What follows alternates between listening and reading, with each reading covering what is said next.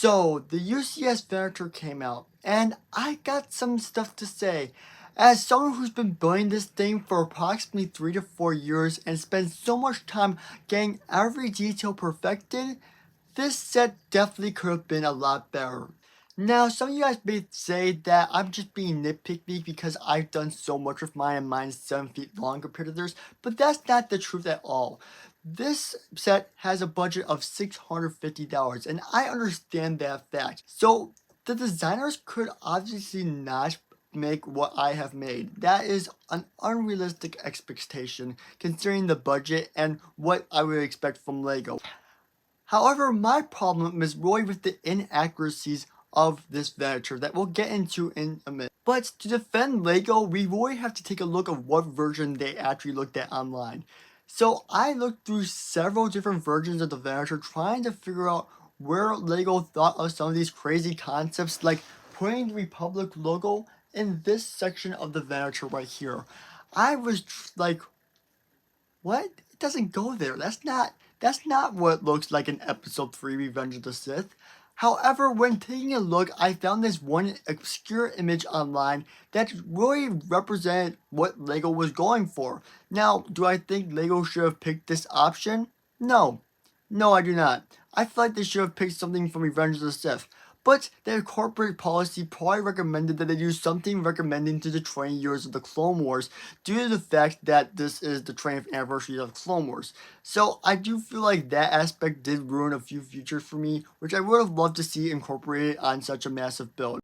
Now that we have the accurate versions of each ship side by side, I feel like I can actually give a good synopsis on this set. To start off, people ask this question a lot: why is the roof red instead of the gray version? It's red because that is a Jedi class Venator. Personally, I like the gray version. Many people prefer the gray version, but this is what LEGO decided to do for this model, which I believe is accurate to the Season 7 episode of the Clone Wars where Rex actually gets his bandage removed. However, Yularen wasn't in that arc, so it doesn't really matter which version of the bridge gets done in what color at this point. My next issue tends to be with the stripes. Now, the stripes, they look perfect, right? If it's the Revenge of the Sith Venator, but this is the Clone Wars version. Now, I've combined methods before, so this isn't too big of a deal, honestly, for me. It's just something I noticed as well. You know, I'm glad they picked this version over the Clone Wars version because these look way better. It just doesn't make a lot of sense when there's so many other attributes that look better on the Revenge of the Sith Venator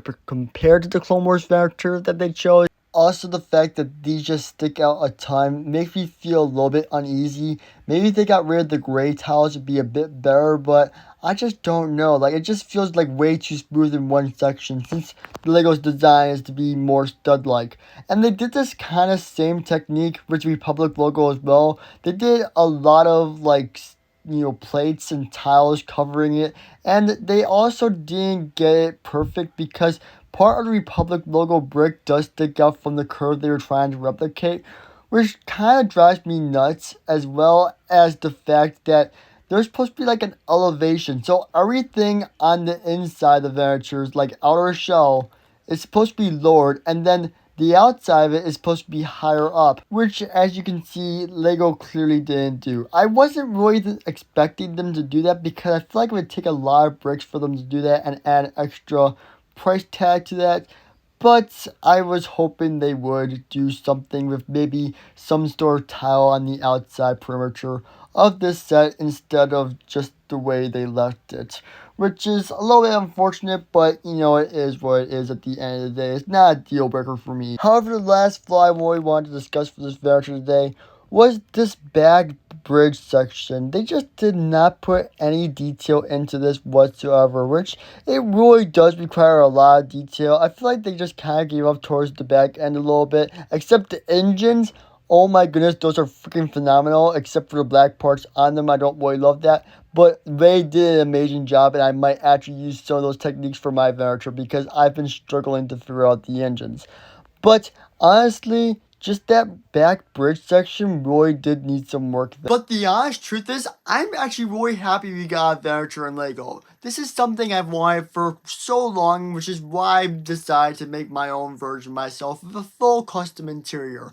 And the fact that we have an ATT, Republic gunship, and a Venator on the shelves at one time is something we have not seen in a long time. On top of the list of several other sets we have, it's absolutely incredible. There are just small things like this that really need fixes, and I'm not even gonna get into the clone troopers. That's a video for a whole nother day.